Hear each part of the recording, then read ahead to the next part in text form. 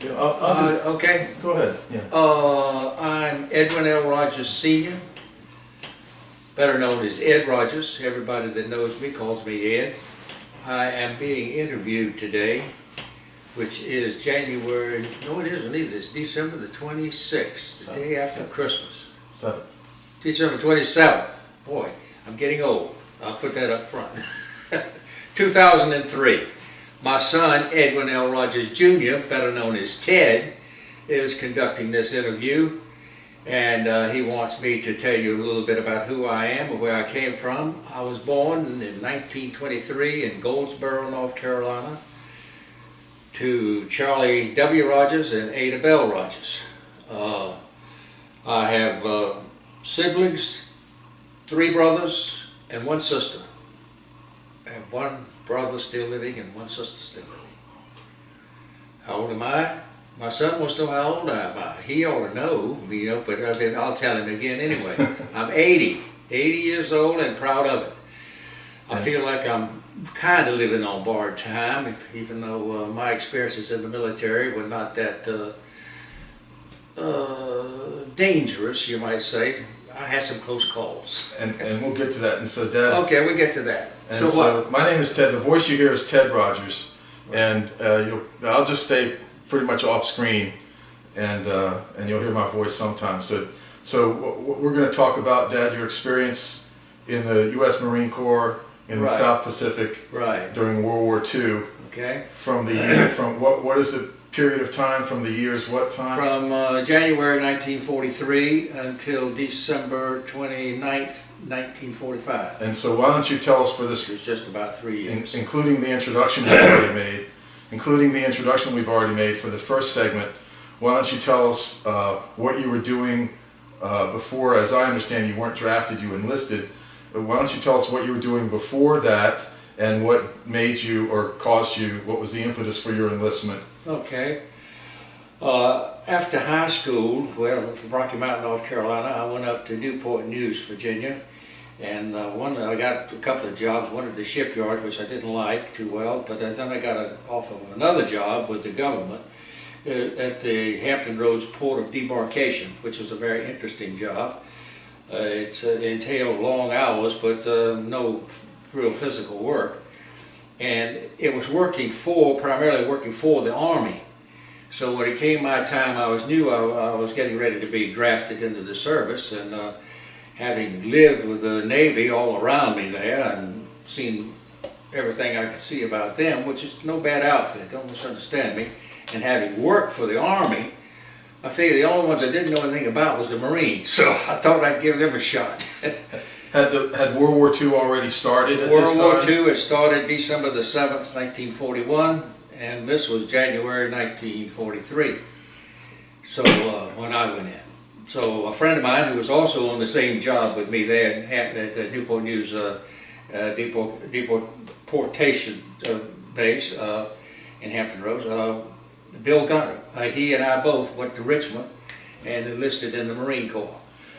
And of course we went to Parris Island like all the other boots, and served whatever it was, 10 weeks I think it was there. Boot camp at Marine Corps. Right. Parris Island, South Carolina, right? Yeah. And where did you go from Parris Island? I went to Newport, Rhode Island for electrician school. And I don't really know exactly how long that was. I think that was about a 16-week school, maybe a little longer. From there I went to Camp Lejeune, North Carolina, where I joined the 5th Marine Division. And trained with the 5th Marine Division in Camp Lejeune, trained with the 5th Marine Division in Camp Pendleton.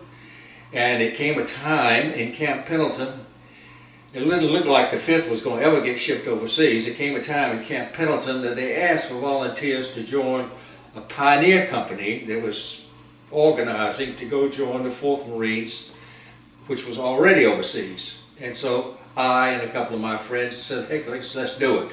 We weren't too happy with our jobs in the 5th anyway. So we did, and we went with the pioneer company to shipped out in January of 43. That's when I enlisted. We shipped out about January 1944. We shipped out. Our first stop was New Caledonia, which we were only there for 3 or 4 weeks. And from there we went to Guadalcanal. The battle had concluded there, although they were still getting some threats of a re-invasion or whatever, but nothing really ever happened. So we were training there, and while we were there, we combined with the 29th Marine Regiment. I was in the 4th, and we formed what was known as the 1st Provisional Marine Brigade. And as the 1st Marine Provisional Brigade, we went into Guam. And I'll tell you this instance because it stands out in my mind. The first night on Guam was probably the closest that I came to being killed in service. And that night, it was probably my own lazy fault, but we got ashore, and we were ordered to, we were supposed to, and the company sort of got scattered. I didn't see a whole lot of the guys in my outfit when we got ashore, but a friend of mine and myself, we decided we'd dig ourselves a foxhole for the night, but instead of digging that foxhole, we found this nice big bomb crater. So we said, well, the hell, let's sleep here tonight. So we got in there, and it was full of mud and whatever and so forth, and so, but we stayed anyway. And all night long, by the way, there was 2 rules at night. You didn't get out of your foxhole for any reason, and you didn't shoot behind you. And of course, behind us was the beach. And that night, there was a sniper in a coconut tree behind us, and he kept shooting pop shots at us all night long. I mean, he was in the mud all night, coming pretty close. So we dug a foxhole within a foxhole and sort of got up in that. So we stayed there all night, and thank God we were still alive the next morning when a group of Marines came walking behind us, and that gave us an opportunity to get our gear, get out of there. And as I reached for my helmet, which was sort of in the middle, that guy parted my head again with a bullet. So anyway, we got out. I knew he was after me because I was carrying a BAR at the time.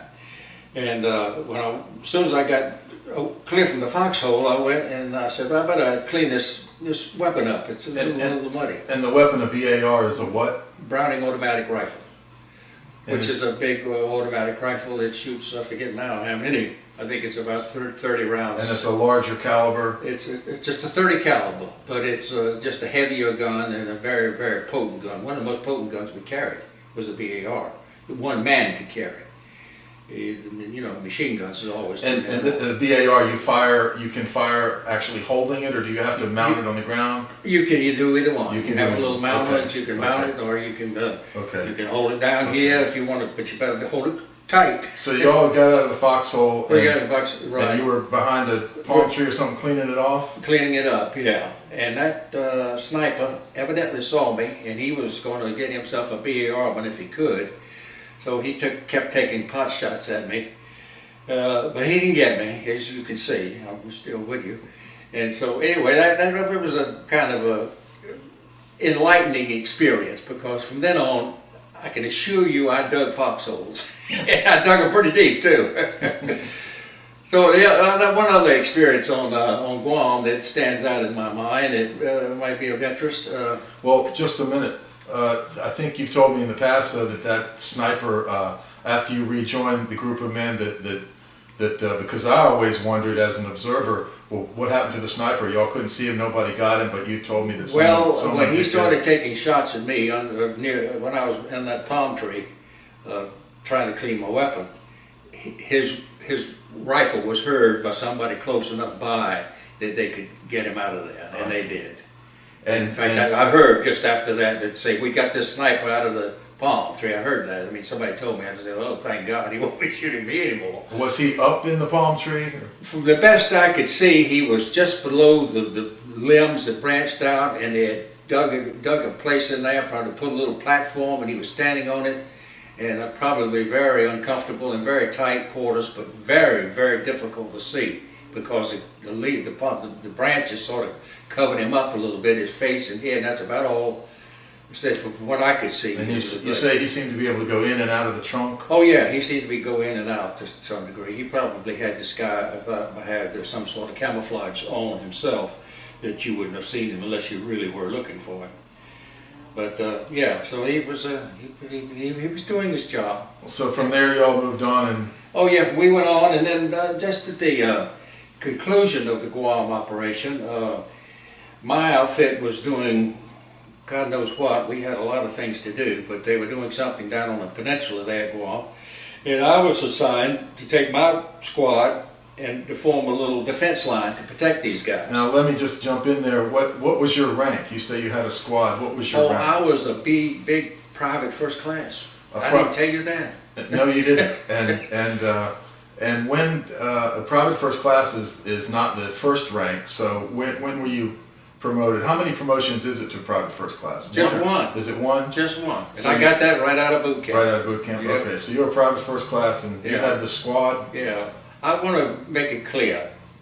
I was not a very good Marine in the stateside. I was a good Liberty Marine. But in combat, there was none better. Really. And I got credit for all that. But I didn't get the stripes, and that really didn't matter too much, although it would have been nice to have had a few. Because I really deserved them. Well- I was made squad leader, and then later on I was taking all the platoons, all the squads were put under my command. And when our forces got narrow, smaller and smaller, you know, and we went on to Okinawa and whatever. Was there a reason why you didn't get the stripes or anything? There is, but I'd rather not Rather not go into that? Yeah, Okay. there is. I had a little incident with a sergeant back at Camp Pendleton that kept me from getting anything, really. I didn't know that until the day I got discharged, by the way, which really burned me up. Is that right? Yeah. You actually found that out? Or? Everybody was being, a stripe was being put on every guy at discharge, whether, regardless of what they were given another stripe.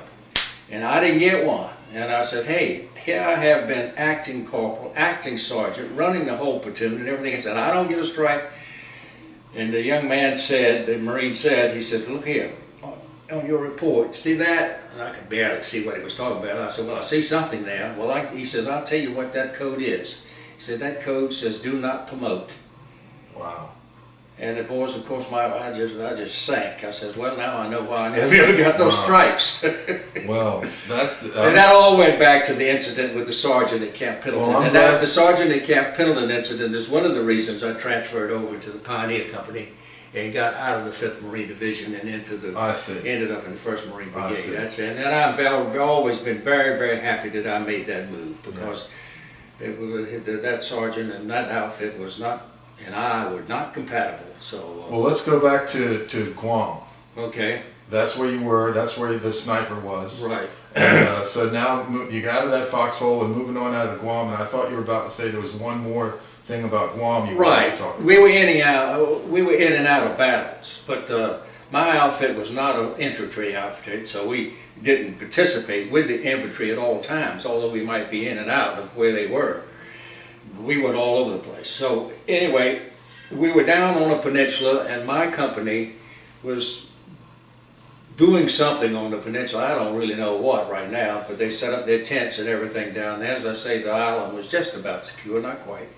And out in front of the peninsula, back towards the main part of the island of Guam, was a mountainous area, and there were still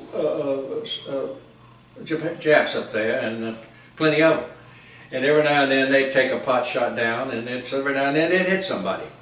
So the captain wanted me to put a little defense line there to protect them people down in the peninsula, you know, and they had their tents up and everything. And so one night, I remember very well, they started logging some grenades in, fairly close to our little line there.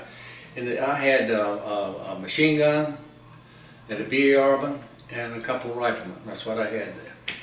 And they started lobbing some stuff in, and I could hear some bullets going over us, but they weren't very close. And next morning, we really opened up on them real good. And the next morning, there were quite a few bodies strung out around there, so evidently they had tried to infiltrate and come down on that area. In fact, one of the officers said that they were shooting because one of the bullets went right through our tent. And so I knew they were alive, you know. So I remember that very well. That was It gave me a good feeling because I felt like that little defense line we put up there did do some good. It did prevent maybe some casualties, I don't know, but hopefully it did. By the way, on another thing too, it wasn't long after that, most everybody on Guam got dengue fever. And that's usually from either mosquitoes or flies. I think mostly flies. What did you call it again? Dengue fever. Dengue fever. Right, yeah. I remember they finally set up a chow line, and I got my food, and before you could get your food and go sit down to eat it, it was honestly completely covered with flies. It just all over the food. So I got real sick with the fever, and I was lying on something out there, and this was down in the peninsula area, and I was really in a haze, you know. And just as I opened my eyes, here come two Japanese walking towards me. And I reached over and grabbed my weapon, and I came that close to firing. And then I happened to see that Marine behind them, bringing them in. They were prisoners. And we did have a prison stockade down there. And but I came that close to shooting all three of them. Because I was in a fever, and I was really fogged. By the way, what got rid of the flies and the mosquitoes, so all of you folks who hear this will know, please respect your hometown frog, because they imported thousands of them over to Guam. Your hometown frog? Frog, yes, yes. They imported thousands of them over to Guam, and they took care of the mosquito and the fly population. Wow. Pretty damn good. They really did. That's great. They did. And without it, I don't think we could have survived on Guam. I just would like to ask you one question about the defensive line you all built to protect the peninsula where the men were working.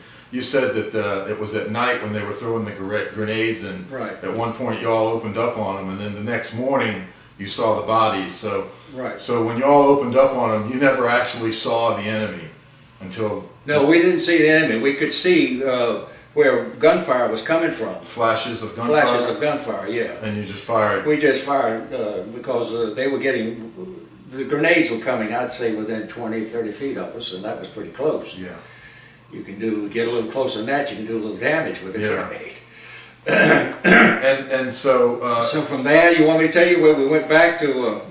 That's about where? all of the interesting stuff that I can remember about Guam. About Guam? Is that about wrap up Guam? It's about, I think, unless you want to really bore these people. And from Guam, you went back to where? From Guam, we went back to Guadalcanal. Okay, well let's wrap up this segment there, and we'll come back to Guadalcanal. Okay. So you were on Guam for about 50 days. Roughly, yeah. And that was your first experience with combat. Yes.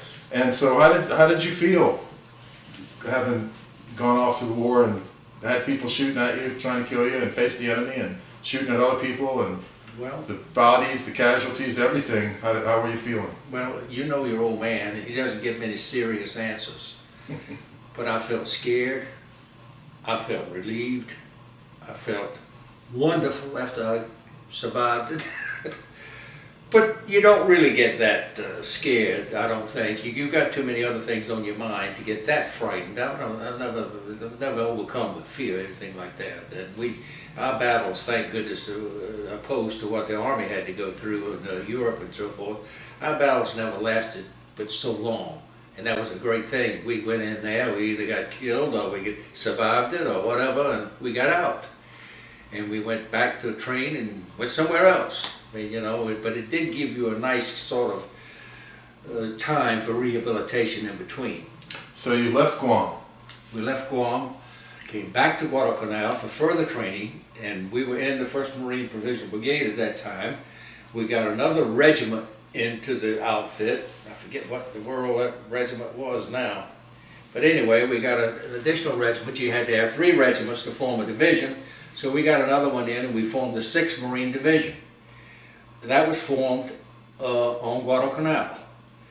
And that division went through training there as a division, and eventually we went into Okinawa. I would like to tell you just about one experience while we were training on Guadalcanal, though. I was practically the whole time I was there, I was acting corporal with the squad.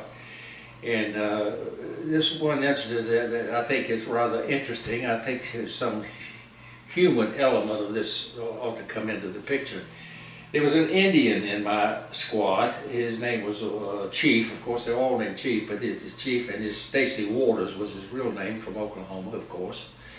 And a really fine fellow, big, strong Indian. And for the first time since we were overseas, they brought in some beer. And they asked us what we wanted, beer or Cokes. You could have, I think, 4 of each. I think Stacy got 2 Cokes and 2 beers, and I think I got 2 Cokes and 2 beers. That was it. That was our allotment. And Stacy got away, Chief Waters got away from me, and he drank his beers. And I don't know, he may have drank somebody else's too, for all I know. But I was someplace, and I don't know where it was. I came back, and out in the yard, here was this big circle of Marines around Waters, the Chief Waters, sitting, and he was knocking the hell out of anybody that came near him. And boy, I knew he was going to be in major trouble. So here comes, before I could get over there and do anything, another corporal came up and was telling him he was under arrest. Well, he got too close to Stacy. Stacy knocked the devil out of him, and he went dragging off. I don't know where he was going, get help, I guess. But while he was gone, I will say, and I take credit for this, I got Stacy down, I tied him up, got some help, took him into his bunk, tied him to his bunk. And so when he came back after him, he wasn't there. He was well secured in his bunk with ropes around him. So I was kind of proud of that, because it showed that I took care of my man, and the rest of them really respected me for it. And I just thought I'd pass that along. That's great. Yeah. And that was when you had gone back to Guadalcanal from Guam. From Guam, yeah. And then we trained there, and then we formed, as I say, the 6th Marine Division. And I was, of course, it was the 4th, the 29th Marine Regiment, and I can't remember which other one. But anyway, we went into Okinawa. And before we get to Okinawa, I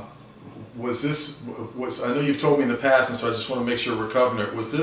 Were now you part of the, or is it later that you're going to explain how you were part of the Marine regiment that were the ones that were allowed to go on? Oh, I was later. That was later. That was okay, well, I'll have to edit that out. Sorry, folks. That was after the war was declared over. Oh, really? Yeah. Oh, right. Okay, well, we'll get to that. So go ahead then and tell us, so you trained on Guadalcanal some more? And then right, and then our next destination was Okinawa. Of course, you don't know where you're going when you get on those boats. And I didn't know at the time, when we got on the ships, the troop ships going to Okinawa, I was transferred from a troop ship to a LST. And I didn't really know, I hadn't been told until I got aboard, and that was the most miserable 4 or 5 days of my life, is on that LST, because we were in a typhoon, and if you didn't tie yourself aboard every night, you weren't there the next morning. And anyway...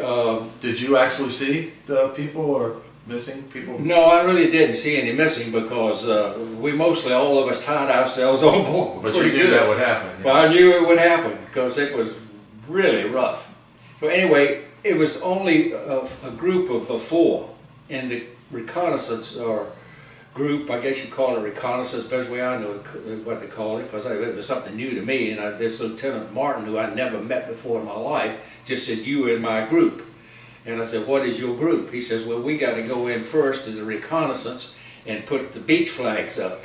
I said, "What?" I said, "I haven't been told this before." So he said, "Yeah." I said, "That's okay." So we did, as we went into Okinawa.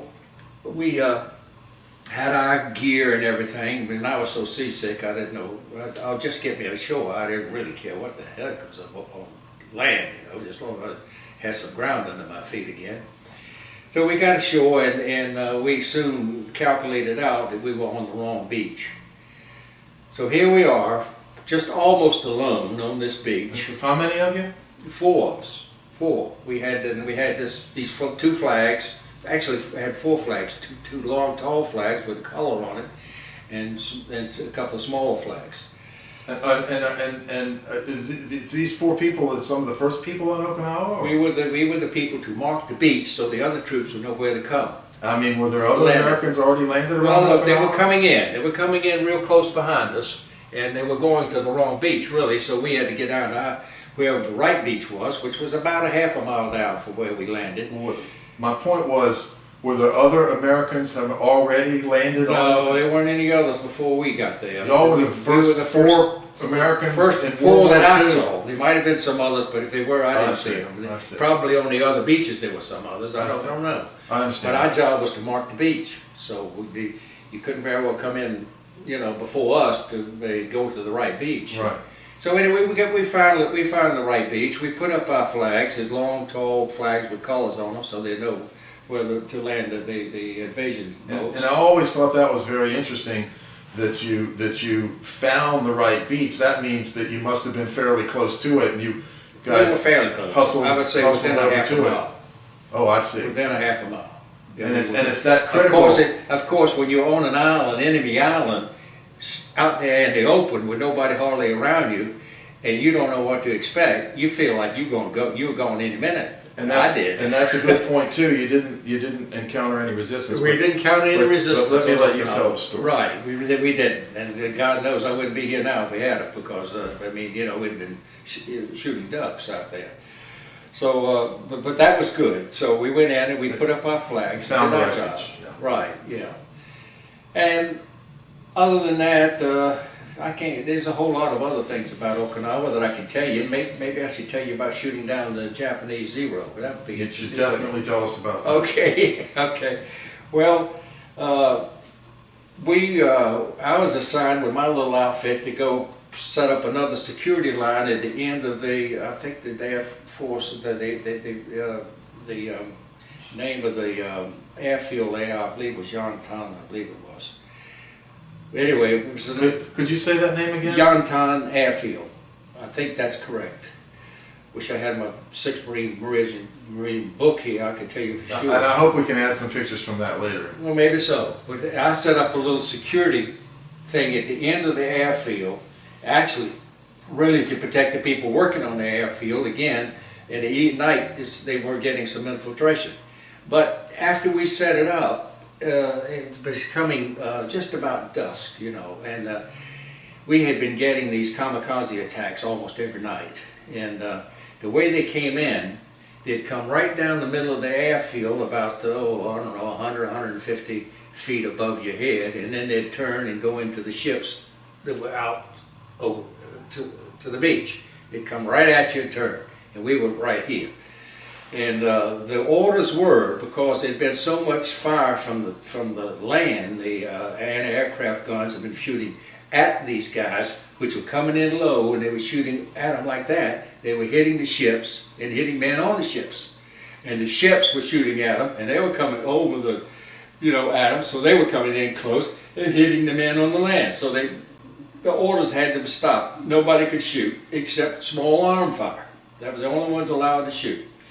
So as this guy was coming right down the pike here, this Zero, and seems to me like I could almost look the pilot right in the eye. I beat my BAR, which I still had with me. I wasn't really the BAR-man then, but I had it with me, and I took the BAR and I blasted him real good, and I did get credit for shooting down 1 0. I really did. Wow. So he came in, and that's about the only way you could shoot them down. You had to, some small arms had to pretty well do it, because otherwise the others were just shooting. They were flying through a crossfire. Had you Exactly. They were coming in, and they knew exactly how to do it. Yeah. I see. And they were doing a lot of damage. I see. Do you want to tell us some more about Okinawa? So about the resistance. Yeah, on I'll tell Okinawa? you another story, but this is a very regretful story, and it's not to reflect anything dishonorable about the Marine. Well, it's a war. It's a war, but it's a thing. One of the things that I think about. You told me to think about some things, and this is the one that always comes to my mind. I was up down the south end of Okinawa when we were doing some rescuing of elders and children and thing out of some of the caves, trying to get them down into an area. And I was in one cave, but I guess I don't remember now whether I was in it or just standing out of it, but I could hear groaning. And so I went into the cave. Of course, you always go into the caves very cautiously. And I went in, and I kept hearing groaning. I went further and further in, and finally I got back there, and I could see carved up into a little hole way there was this young, very young Japanese soldier. And he saw me, and he opened his eyes, and he smiled. And I knew then, in my mind, right away, this man is not armed, he's not dangerous, and he's sick. And I went on that assumption, and I pulled him out slowly, of course, and just in case he was attached to a booby trap or something, and I kind of felt around, make sure he wasn't. Well, anyway, it took me some time to get him out. I did. I got him out all in one piece, and he was, I could say, very grateful that I did. And finally I got him out, and I laid him down, and I told him to wait there, and he understood. And I was going to get a corpsman, find somebody, or a stretcher or something. And I went off, and could have been gone more than 20 minutes at the most. And when I came back, the Marine had shot him right through the head. And that really got my goat. I mean, it really did. I couldn't blame the Marine, because he saw a Japanese lying there. He didn't know. I guess he didn't know. I don't know. But in combat, you shoot first and ask questions later, and that's one of those times when... Anyway, that I always said, well, that's one that shouldn't have been killed. And I didn't think so. He was a young man, and I thought a very clean-cut, nice-looking Japanese guy, quite different from the other soldiers that I'd seen, which were pretty rough-looking. So anyway, I just thought I'd pass that along. That's not any real reflection. And actually, you were a young man. How old were you when you joined up? 19. 19, and so now we're about maybe a year later, or maybe a year and a half. I was about 20. Almost 21, maybe. Yeah. Somewhere around there. That's about right, yeah. Now, you've told me before that on Guadalcanal there wasn't a lot of infantry type, land type resistance. In fact, I think you told me this about maybe Guam, maybe as well, that they didn't really resist much on the beaches. On base Guam, they did. On Guam, they did. Guam was not. The Japanese are funny. You don't know how many they got because you can't see them and you can't find them. And they had a lot of snipers around in the trees and things like that. And but as far as a platoon or an infantry here with a 4-foot line, no, you didn't see much of that. And in Guam, they didn't have, like, when you landed on the beach to mark the beach, there was no resistance. I think you told me they had adopted another style or something. Well, that's Okinawa. Excuse me, I meant Okinawa. Okinawa, not Guam. Guam, they were still very much resistance on the beach. I say very much. It was enough. Mm-hmm. There was plenty. There was some of the earlier beaches, like Tarawa and some of the others, and Palulu, were much more heavily fortified. This was earlier in the war. Earlier, right.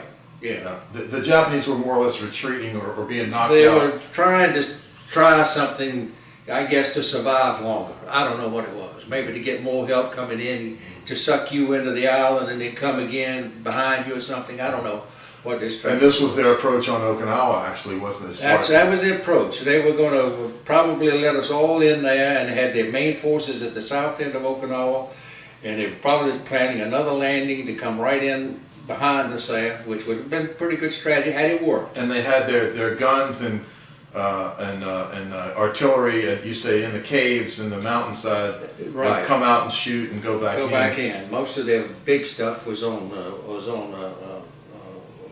wheels of some kind, whether it was rear track wheels or something. You also told me something I thought was interesting, that the people you saw in Okinawa were either very young or the elderly. The Okinawans prided themselves in being of the Japanese people, the imperial Japanese, so to speak. They were not our friends, although they were not really our enemies either, the people that we came in contact with. But most of the men of fighting age or working age or anything like that had gone with the Japanese troops, and most of the women in that age group. You could see little girls or whatever around, but and today, in my opinion, I don't know, we still have troops on Okinawa, but we're not welcome there. They still don't like Americans, and they wish we would leave, and I wish we would leave. And Frankly, so, think we got. and so it was the Japanese elders and children who then hid in the caves during the Yes, they were either forced to go with the troops or went voluntarily. I think the troops had what the word is not propagandized, but the word is what is it when you? They had built up such a fear of the American Marines and Americans that they wanted to go anywhere. Some of them even committed suicide by jumping off the cliffs. They did that on Guam. They did it on Okinawa. And civilians as well as military, but I think probably more civilians did it because they believed those Japanese when they said that we were ruthless people. And in some instances they were correct, but not always.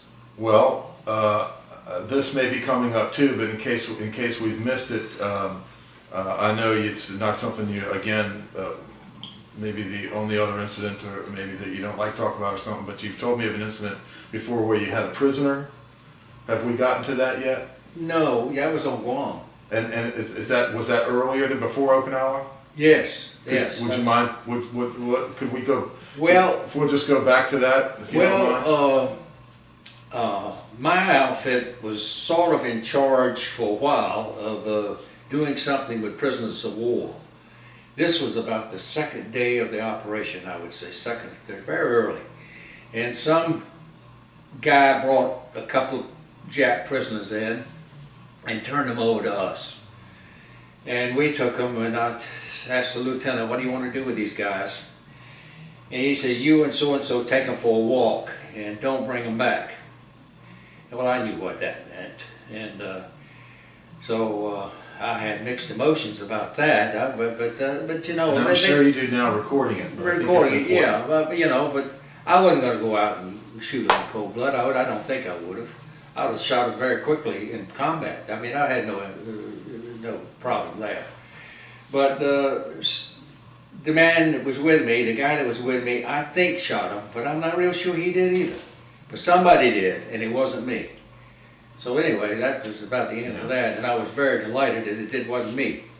Happy, and we did have to get rid of them. We later on we built some prison stockades with barbed wire and all that stuff, and put them in there and kept them. But in the early stages, it's very difficult with prisoners. You really don't know what to do with them. You don't have facilities for them, and right, the only thing I guess you can do is take them for a walk. But let's see, what else would you like to know? Well, we backed up from Okinawa a little bit, but so how did Okinawa then wrap up for you, or are there any other interesting things about Okinawa? You told us about shooting down the Zero. Yeah. How did things wrap up, or how long were you suppose you were on, just to estimate that you were on Okinawa altogether? Well, we hit Okinawa April the 1st, 1945. And I think we were in Okinawa until about maybe July. From about April to July, probably. Yeah, somewhere in July. And I then think, and we went back to Guam from there. The division went into training in Guam, and that was the next invasion would have been Japan. Well, let's stop there for a minute, but just to wrap up a little more about Okinawa. Now you had seen combat action on Guam. And now also on Okinawa, and it sounds to me, I get the feeling that it was different on Okinawa. Well, it was different in some respects. I'm not going to say it was, as far as I personally am concerned, it wasn't any easier because there was a lot more snipers, seemed to be to me, on Guam than there was on Okinawa. And snipers are the things that I was concerned about, more so than organized force, which I didn't get involved in too much because I was not infantry. But on Guam, every place on the island you were in danger because those snipers were everywhere. I see. And they could pop you off real easy. And how did your time in Okinawa come to an end, and then you went back to? Well, it's interesting how my time in Okinawa came to an end. It's real funny. But my lieutenant of my company's name was Kawai. And by the way, if any, there were some great guys in that outfit. Sergeant, Sergeant, it's not Harmos, what is it? Anyway, he was a great guy, and there was a lot of great guys, Radigan, McClatchy, McDougal, Radigan, I said Radigan, didn't I? And Argilio, just a lot of guys. Hosmo was the sergeant's name, and he was a real fan of mine. He really liked me, you know. Every time I try to do anything, you know, with like a regular Marine, he said, "Don't you do that, Rogers. You're non-com. Don't you do that." I said, "I don't have any stripes, Sergeant." He said, "I'm gonna get them. They're coming. They're coming." So anyway, we had a good time, and he, as I say, we didn't have many non-coms. We got rid of, didn't have. I had to hold all three squads, what was left of them at the end of the operation. And there was another funny little incident that I always thought was interesting. I hope people don't take it the wrong way, but they had set up a little tent just to before we left Okinawa, and they were taking applications for people who wanted to apply for Officers Candidate School. And Lieutenant Kellogg came over and got me, and he said, "Rogers," he says, "why don't you apply for Officers Candidate School?" He says, "I will recommend you and sponsor you."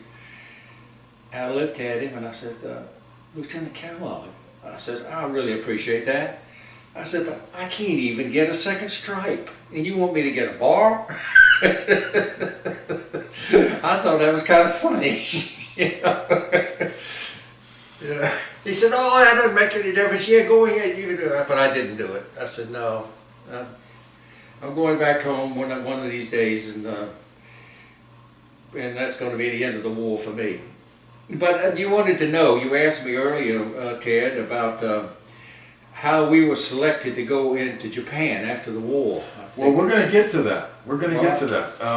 But so I thought you were maybe going to tell us about how it was you came to leave. Just briefly, how it was you came to leave. A little bit about leaving Okinawa. Leaving Okinawa. Well, the battle was secure. Everything was secure there. Of course, more troops were coming in all the time, and the ones who originally went in were being relieved and sent back. I mean, we left an invasion force there, more or less, what you call a mop-up force of people to occupy the island after we left. But we left, my outfit left, and we went back to Guam, where we set up one of the nicer training camps or rehabilitation camps that we had. And this is back at Guam. This is back at Guam. And so from Okinawa you went back to Guam, Right. and I think you started to say earlier that there you prepared. Yeah, we were beginning to prepare and hearing rumors of an invasion of Japan. We were also hearing at the same time rumors that the Japanese were surrendering. So we didn't know which was going to come first. I see. But fortunately, Well, why don't you go ahead and instead of us taking a break here, we'll just okay. Well, we'll say that's the one. That's our second segment. We'll go straight into our third. Yeah. And you can tell us. Yeah. Well, my outfit went back to Guam, the 6th Marine Division, and we had, as I say, we had a nice setup there. We had good rest and relaxation. And I have to say this, and I'm not going to be critical but a few more times, but I am going to be critical one more time, and the reason I'm going to be critical is because I read a book recently written by one of the Davis boys who started Winn-Dixie food stores. And he was in charge of beef being shipped to the troops in Europe. And when I read that book, and I saw in that book how much beef each man was allotted per month, I couldn't believe it. I won't tell you the figure now, but it was a lot of beef. I don't even know how they ate that much. But he was responsible for purchasing this, and he told about how he did it and everything, and shipping it to the European soldiers. I will tell you honestly, I was overseas 2 years. I don't remember ever seeing. Yes, I do. One time on Guadalcanal, they brought in some beef, and we tried to cook it, but it was rotten, so we threw it away. That's the only beef I ever saw the whole time I was overseas. I never saw a fresh egg. I never saw a fresh milk. All we saw was powdered milk or the dehydrated eggs and dehydrated other stuff and C rations and K rations. Now I'm going to tell you something. I've read quite a bit since then. The Marines got shortchanged like hell in the food supply chain. The Army was treated in Europe. God, no wonder the people now back home, all those soldiers over there in Europe get it all. We didn't get it, folks. We Marines in the Pacific didn't have it. I'll tell you we didn't. So let's just take a short break, Okay. and we'll come right back. Oh, that's fine. I'm ready. Okay. Let's go now. Where are we? So, well, you've left Okinawa, and you're back, and they're sending you back to Guam for further training. Right. It was we the 6th Marine Division. We had our area and facilities, which I say were probably as good as I had had up to that time overseas. And another division, which I don't remember which one it was right now. Might have been the 4th, but either the 1st or the 4th. So anyway, they were there in training too, and the rumors were that we would either be going into Japan, or we also heard rumors about the same time that Japan was surrendering. We didn't say that they didn't say they had surrendered. Then we got a rumor that they had surrendered.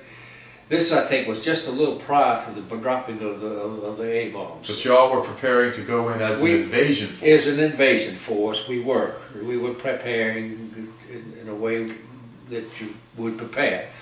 But I want to emphasize right now, every Marine that fought in Okinawa and fought in the rest of the war there and saw us shooting down all of their planes and destroying all of their ships, we didn't think, personally, we didn't think that the Japanese had anything left to fight with.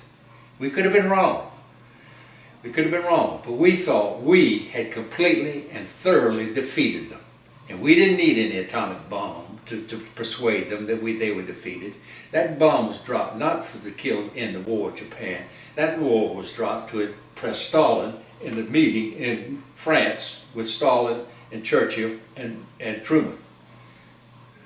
It wasn't getting through to Stalin that we wanted certain things over there, so Truman thought it'd be a good idea to show him the weapon we had, so he dropped the weapon over Japan. Now that's my theory, because it was absolutely, well, let me tell you what it did to the Marines who had been fought through that war. And it got wounded, and a lot of them lost and so forth. It sort of, like you might want to say, pulled the rug out from under our feet. What the hell we are doing over here getting ourselves killed if you've got that big weapon you can destroy your island in one bomb? What is this? In other words, it made us feel like all of our efforts had been pretty well, if not wasted, at least downgraded to the point that we didn't like it. That's the way the Marines over there at the time, now there's some that say, oh, it saved my brother, it did this, it did that. They don't know what they're talking about. Japan was a completely beaten country. When I finally got there on August the 31st, when the war was over, right with the first troops that ever got there, I didn't see any soldiers, I didn't see any guns, I didn't see anything that could fight anybody. A bunch of women, and they were half starved to death, so they couldn't fight either. That was a completely beaten country. That's my opinion. Well, we're going to get to your sailing into Tokyo Bay, but right now you had an interesting, just a tidbit about your brother that we wanted to add. Oh, yeah. You were on, so let me just recap a little bit. You were on Guam, training, preparing for the invasion force, hearing rumors of Japanese surrender. Right. They hadn't dropped the A-bomb, the first one or the second one, obviously, yet. And you're getting ready to ship out, and of course they don't tell you where you're going, obviously, but your brother was in the Navy? He was in the Navy, right. And he had applied earlier for the Air Force training. Actually, I might say this is one of your three brothers. One of my three brothers. Well, I had one in the Air Force, one in the Navy, and one in the Army. Right. So we didn't like each other. So we want to make sure we didn't bump into each other. Okay, so one was in the Navy and he was getting out or something? Or? No, he wasn't getting out. He was in Navy intelligence, and he was stationed in the Philippines for a while. But then his orders came through to report to the United States to start a V-12 program, which would eventually lead into flight training. So he was hitching a ride back from the Philippines, and one of his stops on hitching the ride was Guam, which was a good place because a lot of bombers and other things were coming in and out of Guam at that time. So he got there, and I don't know the date, it was sometime in 1945. Of course, I'd say April, May, June, sometime maybe June, July. But your brother tried to find you there. Right.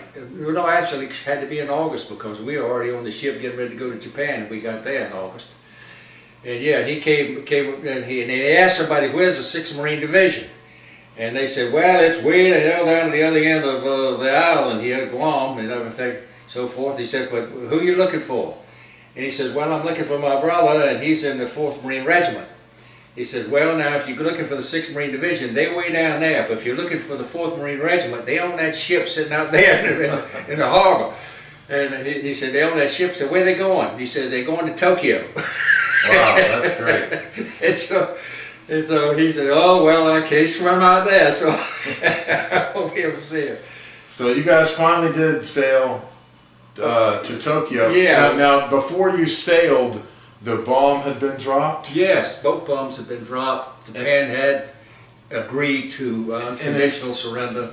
And in my asking you about this, I was always asking, you know, about these rumors of surrender and everything, and when did you guys actually know? Because I know they didn't surrender immediately after the first bomb, or maybe even the second, but I always wondered, wasn't there a big celebration when you finally heard for sure that the war was over? But I think, as you said before, and I'll let you say that, no, there was not a celebration. No, there was no celebration where we were. We thoroughly expected to surrender. We certainly had enough intelligence to see that this was a thoroughly beaten country as far as we could see. Anyway, they may have had something else, but I don't know where they had it. And this is what they were sending over young men in planes to die.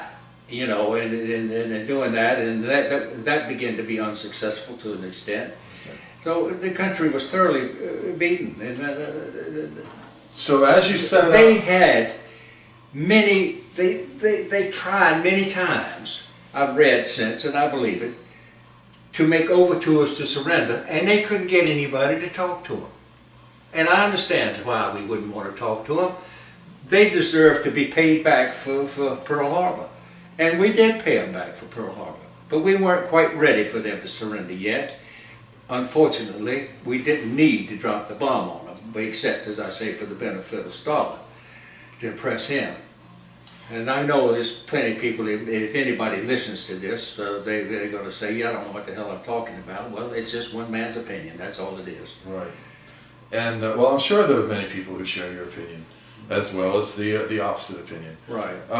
But you're out there on that ship waiting, well, you really don't know where, and then you find out you're going to Tokyo. Then we're told we're going, that Japan has surrendered, it's official, and we're heading for Tokyo Bay. Well, why don't you then go ahead and tell us about that? Well, we were aboard, I don't know what kind of, just a regular old troop ship, and we went directly into Tokyo Bay. The weather, as I recall, was pretty darn rough, as it usually is around there. You got these typhoons coming and going all the time. And we pulled in, and we pulled right up beside of the Missouri, where the surrender documents were signed the next day. We sit there. I'm not sure who was the guy first, where we were or the Missouri. But when we got up the next morning in the bay, there was the Missouri sitting there. And then later that day, the Japanese dignitaries and the officers, whatever, came aboard, and the Missouri and General MacArthur and Wainwright and all the other officers, and Nimitz, I think, was there. I'm pretty sure he was. He should have been if he wasn't, because he's the man who won the war in the Pacific. And they signed the papers, and I don't think the ink had gotten dry before I was in the boat on shore. You know, we were there at, actually we weren't in Tokyo, we were in, but it was Tokyo Bay going up, and we were at, I call it Yokosuka, you might call it Yokosuka. You might call it Yokosuka, I call it Yokosuka. But anyway, and there was a naval base right there. Or Yokosuka, some people say. Yokosuka, yeah, that's the way I think I called it. There's a naval base right there where we were stationed. The Marines were stationed in that naval base there, and so we took quarters there, and then we did our duties from there, whatever duties we had to do, which mostly was just a little guard duty around and reconnaissance work or whatever, nothing of any major importance. There was no opposition anywhere to be seen or found, anything else. And we finally went into, I'll tell you a little story which is interesting. Here, a few days after we were there, by the way, we're not allowed to go into the city of Yokosuka. And it was very hard to get in. It had a big fence all around it, and it had a water, a moat, as well as the bay, the Tokyo Bay that came between the Yokosuka Naval Base and the city. You know, it was a big water coming in that area. So anyway, some of us guys got a boat, I don't forget where, and we rigged it up, and we held about 10 of us, I think. We went over to Yokosuka to have some fun, you know, and I guess we were probably the first troops into town.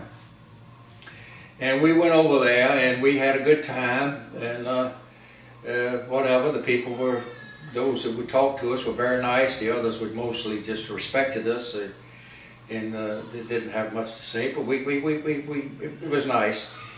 And we were coming back. We got on our boat. It was just about dark, and we were coming back. We were trying to get back before dark so we wouldn't get lost. And there's a patrol boat that was trolling up and down that area, you know, through the Bay Area and into the I don't know what you'd call it. We're out of tape. I gotta go get a tape. Okay, we're recording now. We're recording? Pretty sure. Good. Where did we stop? Going to Japan, right? That's right.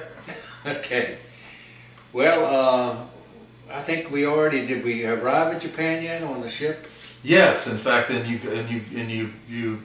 put a little boat together with your friends and went That's ashore right. on Yeah, Cusco. I recall now. Yeah, we were. And then you were going back in a patrol boat. Right. We've had dinner since we were here last, and so we're coming back from dinner now. But now. But let me just ask you quickly. You said you all put together a boat. We and you stole the boat. Stole a boat. Went to Right. shore to Yokosuka to have some fun. Right. But this is just freshly surrendered. I mean, it wasn't. Right. You were going to the what we call the Japanese economy. You were going to a Japanese town, city. You weren't going to any base or anything. That's right. How did y'all expect to just walk in there like that? The one thing we expected, we found. We found civilization, and to be honest, we found women, and we found other things that young men might be looking for. But didn't you also think you might find a fight or something? I don't think that ever crossed our minds. Really? But after looking at what we saw at the naval base, which was pretty much everything was pretty much demolished. There wasn't anything. I mean, y'all didn't go there armed, or did you? Well, we may have. I think at that time I was carrying a 45. No, I was carrying a Japanese luger. Is what I was carrying. Yeah.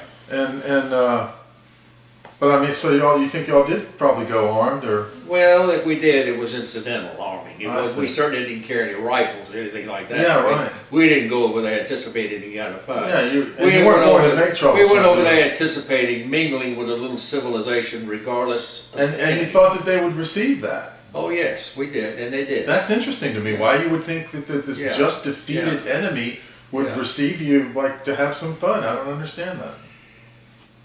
Well, I can't very well tell you, except for the fact that it didn't take you didn't have to be in Japan very long to realize not only were they so elated that the war was over and their country was going to, what was left of it was going to stay in one piece.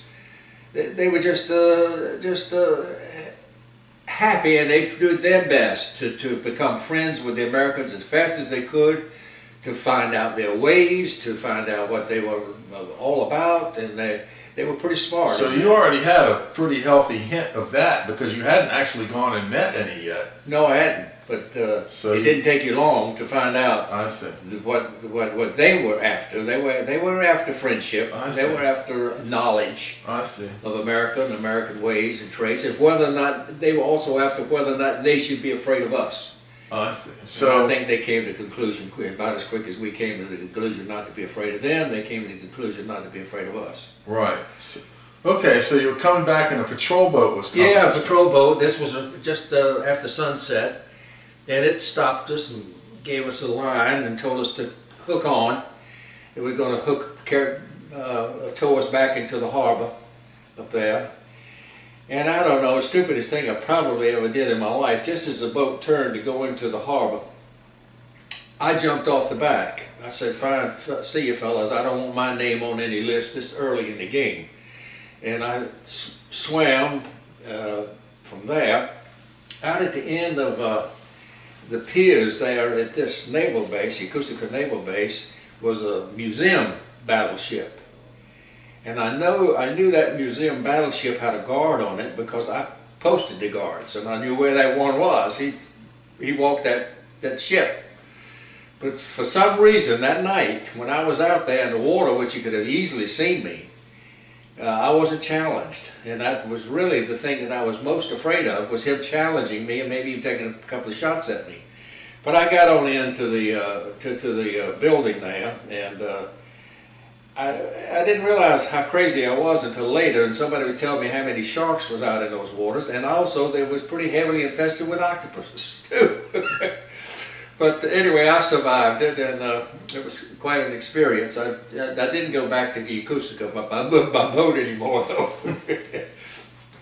And I'll tell you one incident, one night though over there to add a little humor and a little suspense to the thing too. We Marines went over and we knew different ways to get into the city, but you absolutely could not be caught over there after sunset. It was off limits. You had to be back to the base. Even if you had liberty during the day, you had to be back at sunset. So anyway, a lot of them, including myself, did stay over. I got acquainted with some families, one in particular, and a very nice family, and I went over and visit with them or whatever. But this particular night, I was in another section of town, and some lieutenant decided he wanted to go over and round up all of the Marines and sailors in that town that weren't supposed to be there. I'll kind of cut this short. He got me, and he got a bunch of others. I guess the line and string was about 3 or 4 wide of men, and it must have been, I'm just going to guess, 100, 150 guys in this triple column, walking up and down. And as he was carrying us back, I heard the guy in front of me talking to one of the guards. He says, I've already been caught once. He says, if I'm caught again, man, they're going to really do something to me. I can't be caught again. Let me get out of here. And the guard said, hey, he says, I can't let you go. He says, this lieutenant would shoot me. He said, but I will tell you this, we have orders not to shoot you. We'll shoot over your head, but we ain't going to shoot you. So the guy said, well, when we go around the corner up here, I'm going to take off. He said, don't tell me. So I was listening to this. So as we went around the corner, he took off and I took off. And the guy hollered, halt, halt, and started shooting over our heads. So we were long gone. He never caught us. That's great. Yeah, we did a right many crazy things like that. Now, was you mentioned the family that you got to know? Yes, the name was Okamoto. He owned a department store in Yokosuka. I guess the only department store in Yokosuka. His son actually stopped me on the street one day and asked me if I wanted my picture taken. He was a young man, about 16 years old, and he was trying to put in this little studio, maybe get some business from American Marines or whatever, servicemen after the war. And I said, no, I don't want it. So anyway, he taught me. He said, come on in, it's free. You know, I just want to practice. And he took a bunch of pictures. And He spoke English? yeah, pretty good, pretty good. He's very intelligent. Then he invited me to go to his house. Did you find a lot of people speaking English? Well, if they didn't speak English, they could understand you pretty well. I see. It wasn't, and the Japanese I found to be fairly easy to catch on to for some of the things they said. I see. It wasn't as difficult a language as some of the others. So anyway, he invited me to his home, and I went to his home, met his mother and his father and his little brother and his two sisters. And then there was another couple that stayed there with him. I don't know who they were. They looked pretty high-class people to me. The whole family, the only house in that area, which was sit back up by itself, pretty good-sized home. It had regular-sized chairs and a table and things of that nature. All the rest you sat on the floor around, They had a lot of Western stuff. They had Western-style furniture. He was fairly well off, and so under Japanese standards, I say he was very well off. Very nice fella. His wife was very nice, and all the kids. And I did end up teaching all of them how to dance to some degree, and they loved that. So, what kind of music were you listening to? We were listening to ballroom type music, dance music. They had big band stuff? Big band stuff, yeah. Yeah, they love that. So what kind of dances were you? I was teaching them ballroom dancing. I see. And a little jitterbuggy, and so forth. Speaking of that, I used to have there was a guy named, a Japanese guy named Adams. I don't know where he got that name from, but he had a sign up, Adams Studio, and Adams Dance Studio, I think. Now this is there while you were there? Yes, at the acoustic, yeah. And I went up there one day, went up in the studio to see what was going on, and he was very happy to see me and asked me if I would like to dance with the girls, they were learning to dance. I said, sure, I'd love to. So I used to come there quite often when I had a chance, and I taught the girls. I was a fairly good dancer, so I taught the girls ballroom and jitterbug and things like that. They were all very happy to get this experience. And I went over one day, and the studio was pretty much locked up, and there was a sign, gone to the, what do you call those, there was a movie named Cabaret, gone to the Cabaret, such and such an address. I said, my gosh, I gotta go see what this is all about. So I went to the Cabaret, and when I walked in, it was we had the lanterns and all this, it was like really a nice Japanese tea room or whatever, but it had big band music playing in the background, everything, and all these lovely girls was lined up there, and they had made themselves evening gowns out of everything they could find, I guess, from the kitchen curtains to anything else they could find, but they looked lovely. They were all young, beautiful Japanese girls, and you paid to dance with them. Of course, he offered me a dance, free of charge, because I helped teach, But it was really something. That's what he was teaching them for, to open up this cabaret, They were preparing for the influx of American troops, And so that was fun. I went there 2 or 3 times, and I got to know most of the gals and whatever. And we were just friends.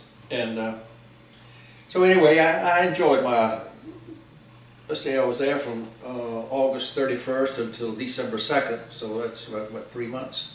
Yeah, at least. Close, yeah, 3 months. I was there that long. So I assume you finally...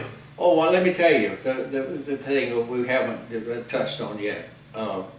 I was in the 4th Marines, as I told you, and we were selected to go to Japan because the old 4th Marines, as I've said before, were captured at Corregidor, and a lot of those guys were taken prisoners back to Japan, along with a lot of other people, the prisoners they got from Burma and other places around that Southeastern Asian area that they took back to Japan. But we were primarily interested in the 4th Marines, and we did what we could after we got these guys together and all the other troops together, and there was all of them there, and we did what we could to clothe them. They were skin and bones, really terrible looking men, and but we found clothes for most of them and whatever, and they put them on. And then as soon as they were physically able to stand erect and everything, and felt up to it, which we thought was, gave them a proper amount of time, we had what you call formal guard mount. Now, with the formal, as you may know, you were in the Army. It included the band and everything, the whole parade, the whole ball of wax, and we passed in review of these old prisoners of war. And as I can tell you, as we marched by them and eyes right and saluted these guys and paid tribute to them, it was probably the most humble thing ever happened to me in my life. It really touched me. I mean, seeing those guys there standing, barely able to stand up, saluting the flag. It was just a highly emotional affair. And they went on, and I'm sure rehabilitated and went back to the service. I mean, went back home and whatever. But did y'all actually participate in their? Well, I know it sounds for sure that you did, but did you release them? Were they handed over? Well, I was only involved in it one day. I was sent with a detail over to just to make sure that they had accommodations and see if they had clothing and whatever. But they were out in a barracks at that time. They were not still in any quarters or anything. So I can't tell you how they got there or anything else. I had anything to do with that. But I went over to assist in anything that we could get for them with a handful of men. And that's the only time I came in contact with them. I will add one thing to that. There was a few Koreans in that bunch that had been prisoners most of the war too. I guess some who didn't cooperate with the Japanese. The Japanese enslaved most of the Korean people and used them as they saw fit. And if there's one reason the North Koreans do not like the Americans today is based on the way we ignored them after the war. After the war, it wasn't any time at all before we had food, medicines, everything the Japanese wanted poured into that country. But we sort of didn't even acknowledge there was such a race as a Korean race, which was being, I say, occupied. The country was occupied. The men were enslaved, forced to go into service or into other labor camps or whatever, or imprisoned. Their women were used in brothels and traveled around with the soldiers, the Japanese soldiers all over, or made to do other duties just as humiliating. And the Japanese really destroyed the North Koreans. And the Koreans, as the guys told me, said, why aren't y'all killing these men? Why aren't you trying them? You don't know what they've done to us. They've destroyed us. And I was looking at them like, well, I don't know what's going on, but over the years I found out they had good justification. And I think if they have an atomic bomb, it's going to be aimed at one country first, and that's Japan. They still haven't forgiven them. So anyway, that's about it. I will say this, though, that it was the 4th Marines. Not all of the 4th Marines went into Japan. Only selected units went in. The reason for that is the 4th Marine Regiment was the old China regiment. So they held some of them back to go into China. Now, we hadn't been there very long, maybe a month, before my outfit pulled out. And we were leaving, and they told us, they said, we're going back and regroup, and we're going into China with the rest of the 4th. Those who want to stay in Japan can stay. Those who want to go back with us and go into China can go. I chose to stay in Japan. One of my least desirable things was to be aboard ship. So I said, heck, I'm gonna stay right here. So those Marines that you're talking about, in the 4th Marines and the selected units, these were the Marines that were on that ship that you were in that day when your brother came and looked for you, and that was preparing to go into Tokyo before the bomb, and then the bomb, and then the surrender, and the rumors of surrender. Those were the guys. They were already prepared. Apparently, maybe the government already had, in a sense, already selected them. Well, selected the outfits to do that. Yeah. To do that. Yeah. Oh yeah. And they were selected in honor of the history of the old 4th Marines, the old China 4th. That had been captured and then sent to the Philippines and were there. I think, now I'm maybe wrong here, I think they were there before the war started in the Philippines. So they were the only troops there to defend the Philippines as the war progressed. And some of them may have ended up on Guadalcanal fighting over there before they went back to the Philippines. I don't know exactly, I can't say. No, I don't think any of them ever went into Guadalcanal. But anyway, the old 4th had quite a illustrious history. and one that they in the New Fourth were very proud of. My outfit got the presidential citation on Okinawa, and we got the naval citation on Guam.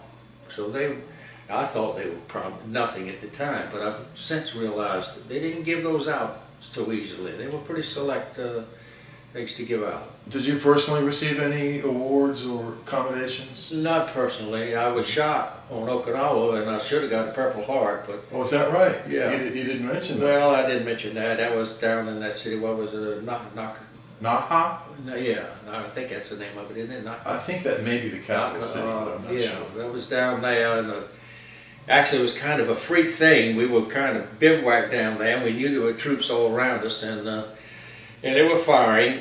And a bullet obviously hit some metal or something, because it got me in the head, and it got another guy in the heel.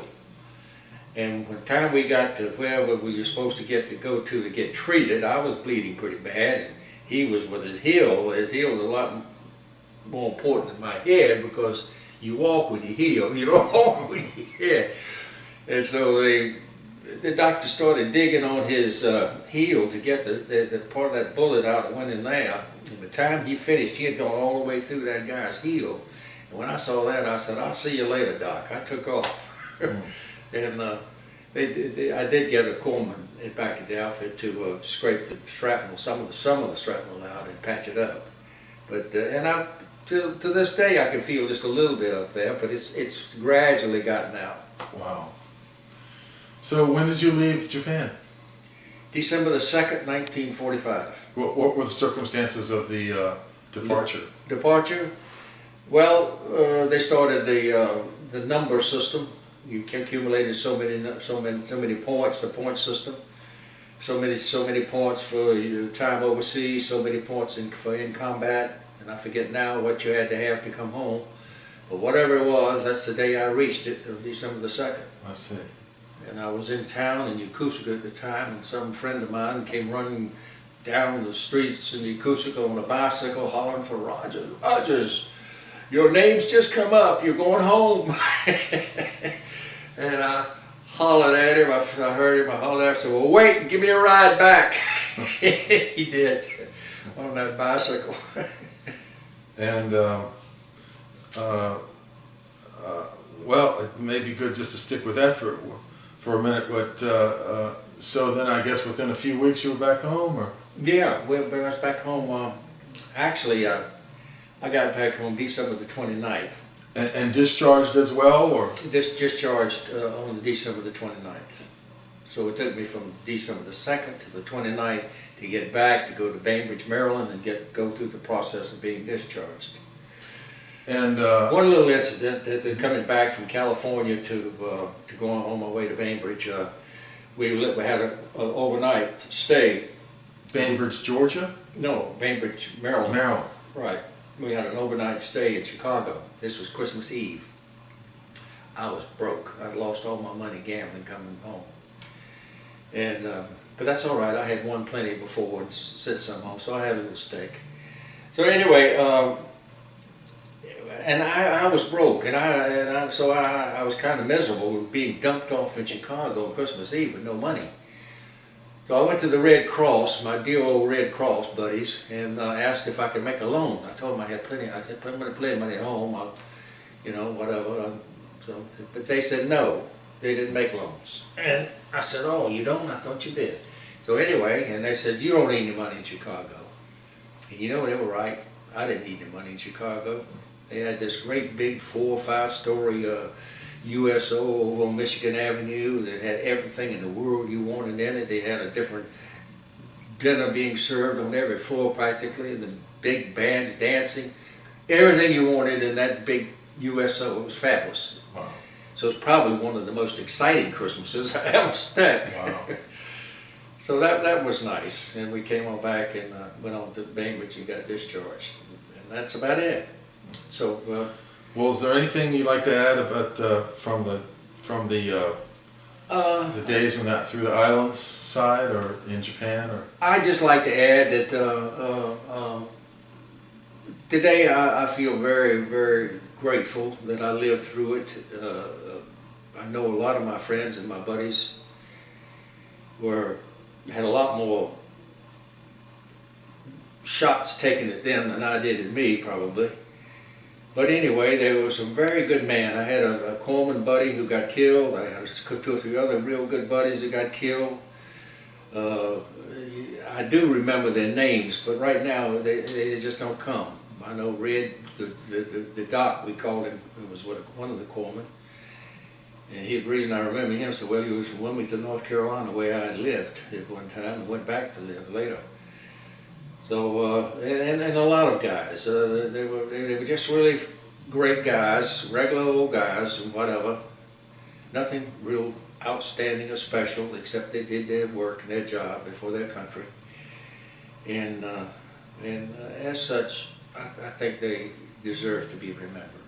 I really do.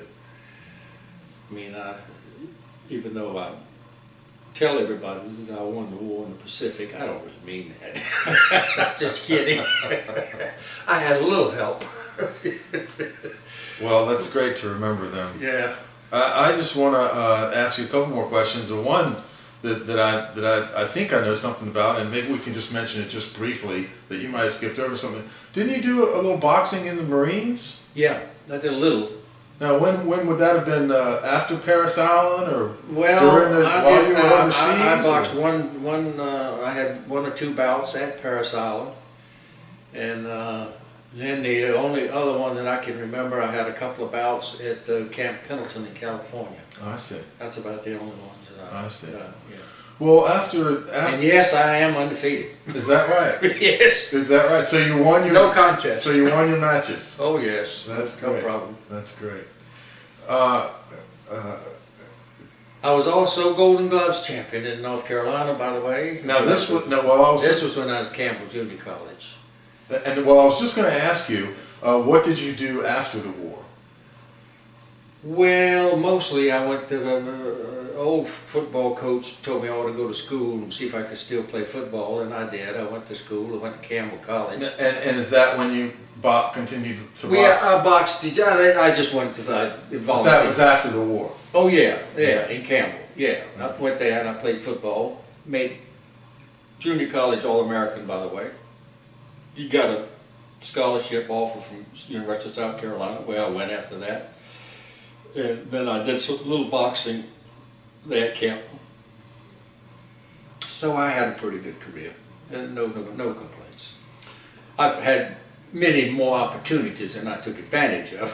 All in all, we don't always, any of us take advantage of all of our opportunities, so I feel pretty good about it. How do you suppose that... And I met a lovely girl in Fredericksburg and married her, and then I had all of these kids. God. This is my son Ted, he's the #1 son right here, if you can see him.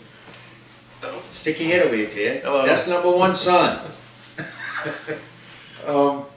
And let me ask you this: it's, because you have different people, I'm sure, had all kinds of reactions. But after the war, did you have any particular trouble, or Adjusting? Yeah. None that I'm aware of. No. Uh-huh. And One reason that I'm probably the most normal individual you've ever met. And so, very little. I'm pretty level in all respects. I see. So no, I didn't have any trouble adjusting or anything like that. They didn't have any after. I feel sorry for the man who went to Vietnam, because that was a different kind of war than I was in. I mean, it was very intense. The enemy was everywhere, and I would have hated, to be honest with you, to be in that war. I would have really hated that. But the war I was in, thank God, the whole country was behind it, and over half the men were draftees right out of civilian life, and so it wasn't that heavy military, if you know what I mean. Even though we were all well trained and did our job, but Vietnam was different. That's a tough war on men, and being in those situations, I can understand they having some serious after effects. Well, thanks for letting me do this interview. You are quite welcome. And sharing, your entire Right. war history, pretty Right. much. I'm sure there's other things, but we could go on. I Right. guess a long time. We could. I could think of a few more lies, but no, I'm just joking. And I hope that this is well received by all who see it. We're going to send off this tape and transcripts and whatever they Right. need to the, I think it's the National Archives through an act of Congress for the Veterans Well, Project. That's good. This is after you edit out about half of it, I hope. Right? Yes. Okay. No. Okay, Ted. Okay. Thank you very much. Thanks, Ted. This is Ted's hand I'm shaking. 3, 2, 1. I never felt so humbled in all my life.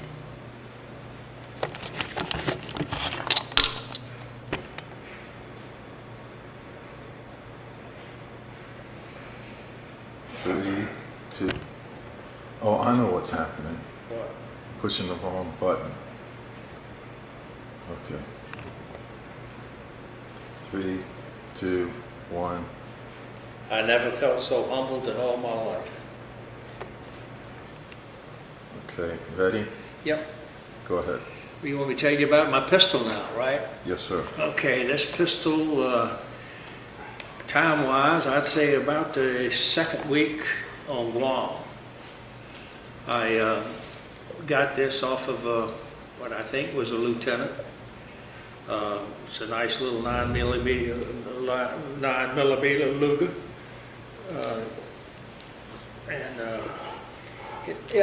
At the time I had plenty of bullets. Damn. What the world's wrong here? I haven't messed with it so long, it's probably.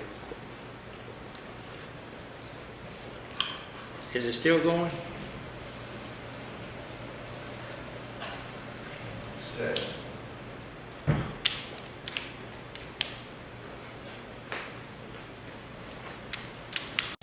There he goes.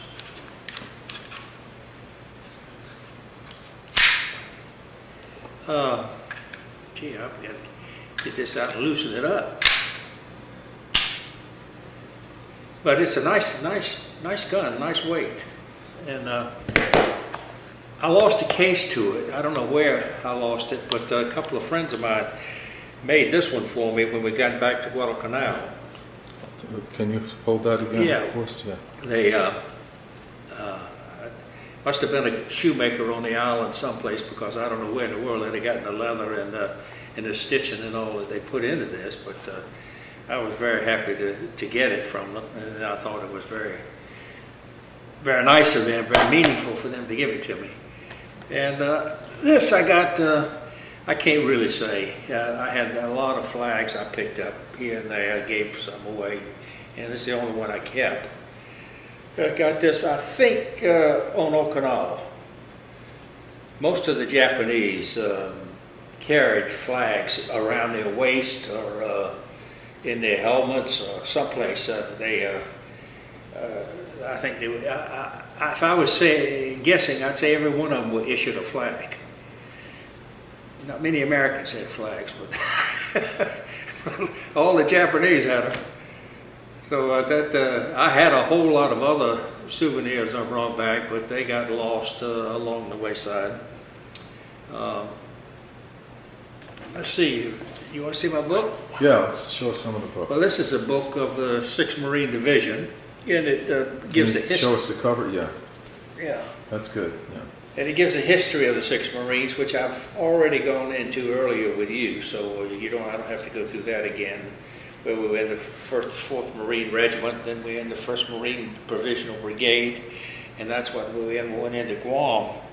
And then we came back to Guadalcanal and we formed the 6th Marine Division. I think it tells you here who, I didn't bring my glasses. Okay. This is the Solomon Islands, this group here. Could you turn it, look towards the camera a little? Okay. This group is the Solomon Islands, and you can see the Guadalcanal is in there. Now the 4th Marine Regiment, we went to Emaru, which is over here someplace, over in here. Then we went to Saipan. Guam is right next to Saipan, right there, Guam. And before we went into Guam, we went to Anahuac over in the Marshall Islands. The reason we went into there, and I hope I'm not repeating myself, is because we were going to Guam for the invasion, and Saipan was running into more opposition than they anticipated. They were having their problems, so we didn't know whether we were going to have to go support them or whether we could go on with the invasion of Guam. So in the meantime, they pulled us back, took us over to the Marshalls, and we spent a couple of days over there. Then the word came that the guys on Saipan were doing okay, so we would go ahead with the invasion of Guam, which is what we did. I don't know whether that actually delayed the D-Day time or not. I wasn't privy to all of that information. But we went back in from Guam. After the invasion of Guam was completed, we went back to Guadalcanal. And here's the outfits that comprised of the 6th Marine Division, which was the only Marine Division that was formed overseas, and it was formed on Guadalcanal. All of these outfits came together. The 1st Raider Battalion, 2nd Raider Battalion, 4th Marines, 22nd Marines, 29th Marines. And then the 6th Marine Division was a result of those, which was formed September 1944. And as the 6th Marine Division, that's where we went into Okinawa, up here, as the 6th Marines. In the Guam, as I told you before, we were the 1st Marine Provisional Brigade. In Emeru, we were just the 4th Marine Regiment. And that's how we progressed along as time went on. Now, you said something about you would like to see the pictures that I think are of one or two of me that wouldn't swear to, but I did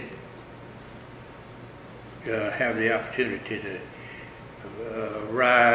use a Jeep on a few occasions, not very many, but on a few, on special errands. That's really what they were, delivering something to some headquarters or something. If I can find it.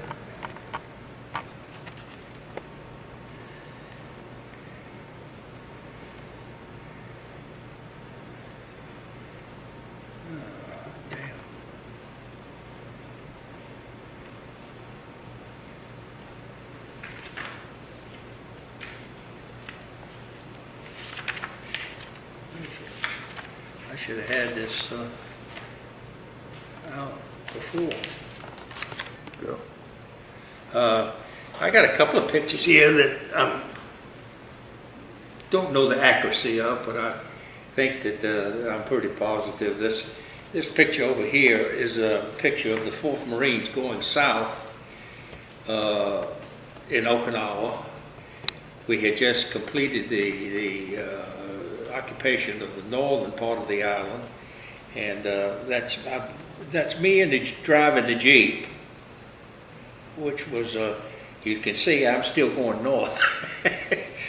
But I was on some important mission, I'm sure, and the other troops were going south, but it wasn't long before we all were down south. So, and this is the 22nd Marine Regiment of the 6th Marine Division. The whole 6th Marine Division took the northern part of the island.